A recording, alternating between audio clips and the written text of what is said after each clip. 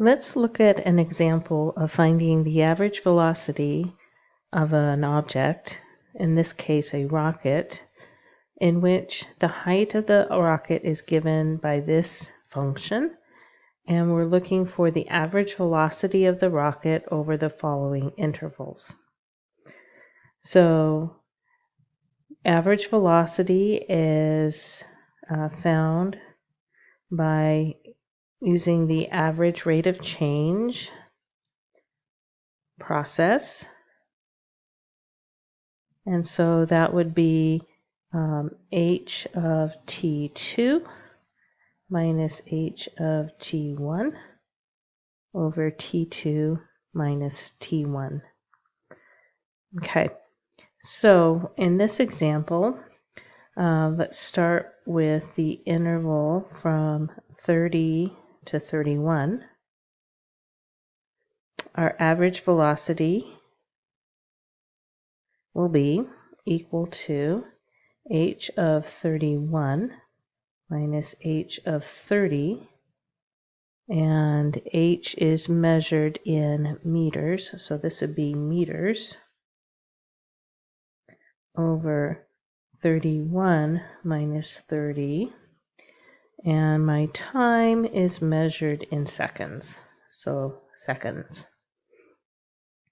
So then I would need to evaluate h at these two values. So I'd have 120 plus 12 times 31 minus 0.5 times 31 squared minus, and then evaluate the same function. Oops, I'm missing a parentheses there. 120 plus 12 times 30 minus 0.5 times 30 squared.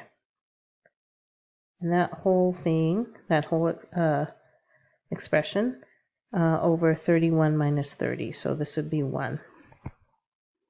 So let's go ahead, and these values are h of 31 is equal to 11.5 minus, and then h of 30 is equal to 30 divided by 1 meters per second. And then 30 minus 11.5 is equal to 18.5, negative 18.5 meters per second. So let's go ahead and look at the next interval. So for our next interval, we're looking at the interval from 30 to 30.5. So we want our average velocity. So that would be h of 30.5 minus h of 30 over 30.5 minus 30. So that would be 120 plus 12 times 30.5 minus 0.5 times 30.5 squared minus 120 plus 12 times 30 minus 0.5 times 30 squared. That entire quantity over 0.5. So simplifying h of 30.5, we end up with 20.875 minus h of 30, which was 30, divided by 0.5, which gives us negative 18.25. And again, our units are meters per second. So negative 18.25 meters per second. So in part C, we're looking at what happens over the interval from 30 to 30.1 seconds. So again, our average velocity would be h of 30.1 minus h of 30 over 30.1 minus 30.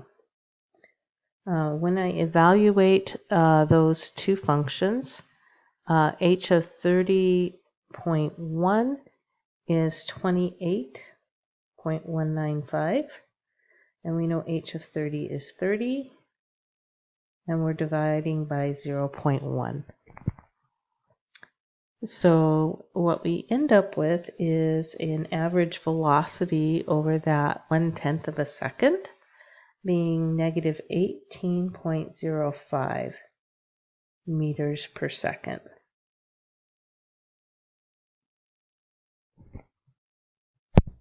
And now instead of looking at 1/10 of a second, we're looking at the average velocity over 1/100th of a second. So now we're looking at h at 30.01 minus h at 30 over 30.101, minus 30. Well, h at 30.01 is 29.81995 minus 30 over 0.01, which when we simplify that, we get negative 18.005, and our units were meters per second. So we've got negative 18.005 meters per second.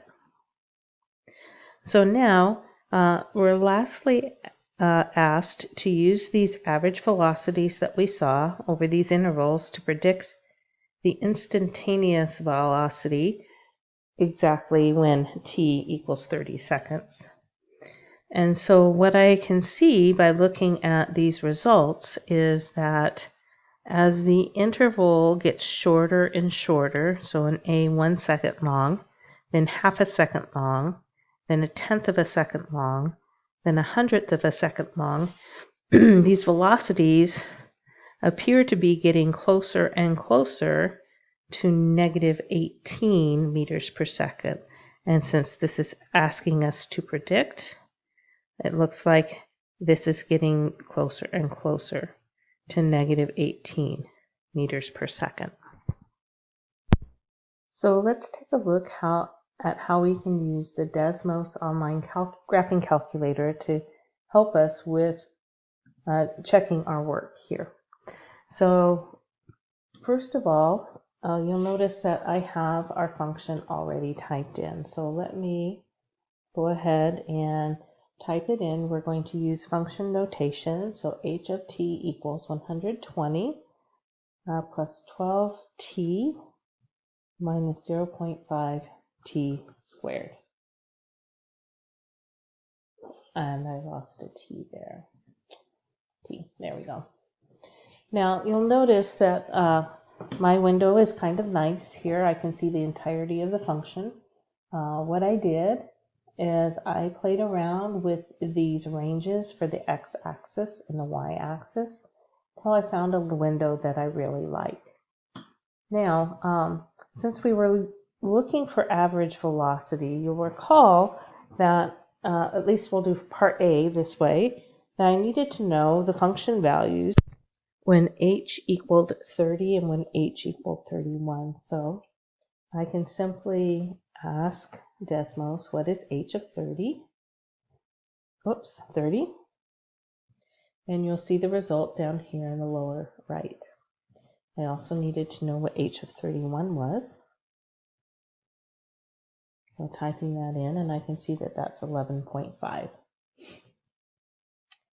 Now, we wanted to know what the average rate of change was, and so that was actually a ratio of h of 31 minus h of 30 divided by 31 minus 30. And you'll notice in this lower right corner I have negative 18.5, which is my average velocity.